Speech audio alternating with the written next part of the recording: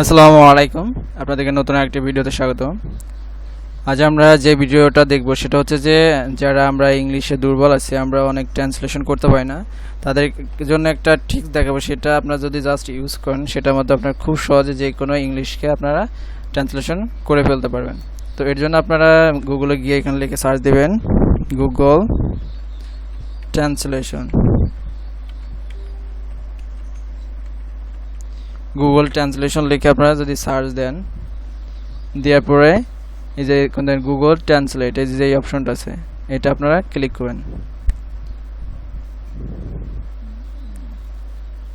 Sorry, এটা না, আপনারা একটু নিচের দিকে আসবেন। আসার পরে এখানে এই দেখুন গুগল ট্রান্সলেট লেখা আছে, এখানে এটাতে আপনারা ক্লিক করুন। গুগল ক্রোম, এটা হচ্ছে আপনার এক্সটেনশন। আপনাদের এক্সটেনশনটা ডাউনলোডে দিতে হবে।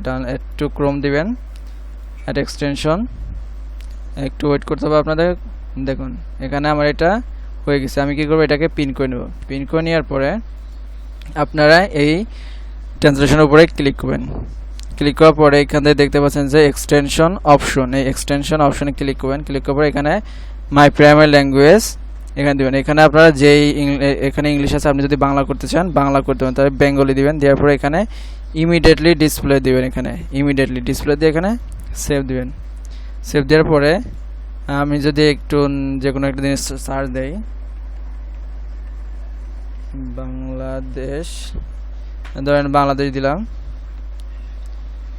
দেওয়ার পরে আমি যদি এইখানে একটু মাছটা নিলাম, এরপর দেখুন এখানে বাংলা চলে আসছে, বাংলাদেশ উইকিপিডিয়া এখানে লিঙ্ক দিছে।